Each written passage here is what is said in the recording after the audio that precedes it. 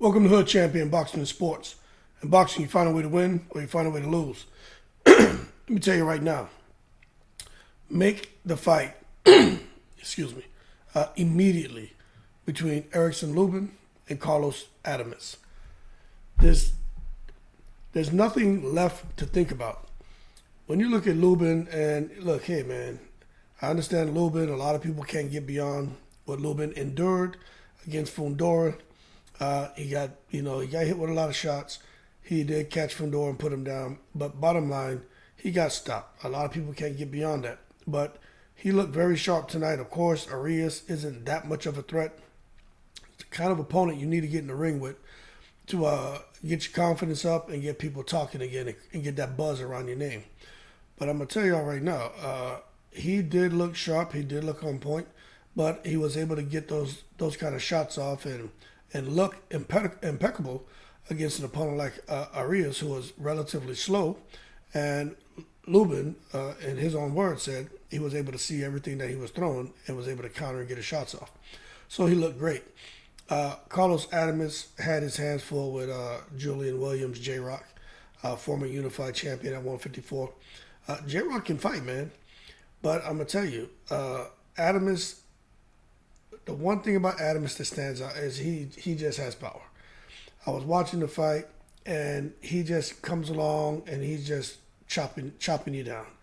Kind of reminds me of Miguel Cotto, But Miguel Cotto could box. Miguel Cotto could fight, but it's like in that Zab Judah fight where he was just, basically, he may get hit with some shots. You may even buzz him, but he just comes back, and he just tucks that chin and starts chopping you down.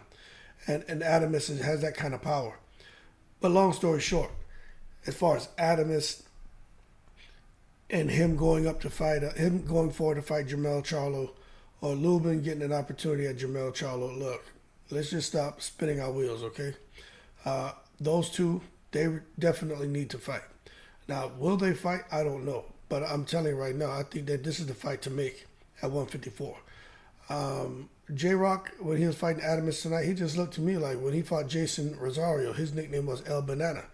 And it looked to me like Jason Rosario left his banana in J-Rock's tailpipe, because J-Rock just, he would have moments, man, and he just an amazing boxer, but it's the power, man. And J-Rock just looks like his punch resistance isn't quite there. And even if they would have let the fight continue, I know J-Rock's, his corner man was pissed off. His trainer actually trains Caleb Plant. But if they let the fight continue, J-Rock, he was going to lose. When he got hit with a hard shot on the chin, his body would just, he would just get low energy, and just start to fall all over the place. So it's just a matter of time. But I think the fight to make, in my opinion, is Lubin, who can crack. I mean, when you look at their records, it's pretty damn similar. Adames, 23 wins, 18 of those by KO. He has one loss. Lubin, 25 wins, 18 by KO. He has 2 losses. However, with Lubin, his 2 losses are by KO. So, not sure if that's neither here nor there. But what we do have here in front of us are 2 guys who, at that elite level, and they should be squaring off, in my opinion, as they wait to see what happens between Tim Tszyu and Jermell Charlo. And then the winner go on to fight the winner of Jermell and Tim Tszyu. Unless there's a rematch for some reason, like Jermell loses, but I doubt Jermell will lose the fight. But that being said, good fight tonight. Lubin, very sharp.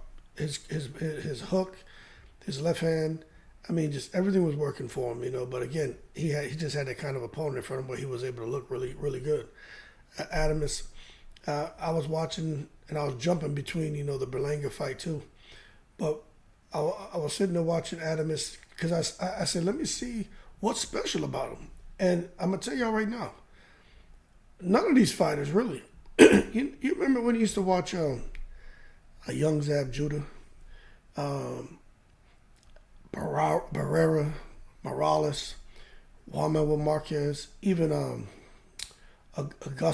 Emmanuel Augustus, Mayweather, Pacquiao, De La Hoya, Mosley. Remember watching those guys, man? And you just see them do things in the ring, and it blows your mind.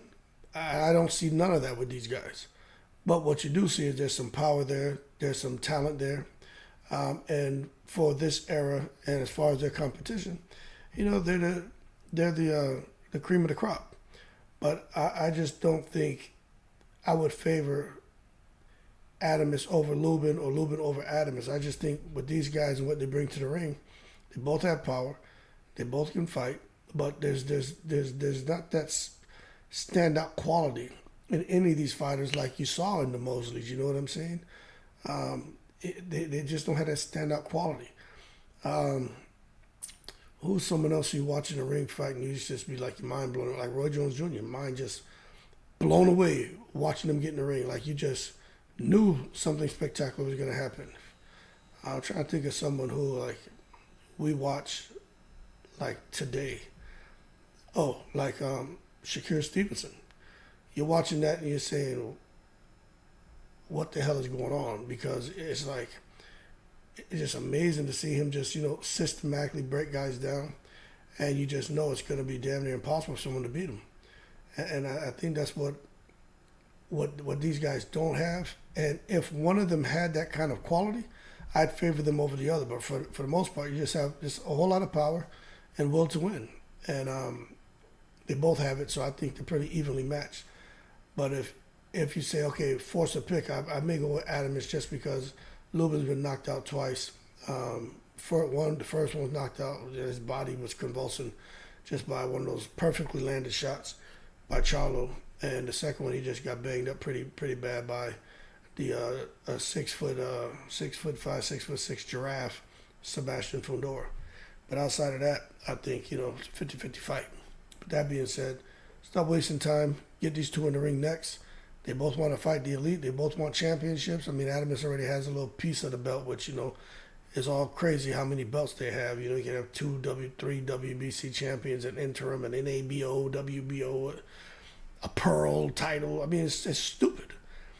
But anyway, let's get them in the ring so we can see what the real deal is and see who really deserves that shot at Jamel after Jamel tranquilizes Tim Tszyu. That being said, y'all keep cool. Shout out to the veterans, all 7 continents in the breeze.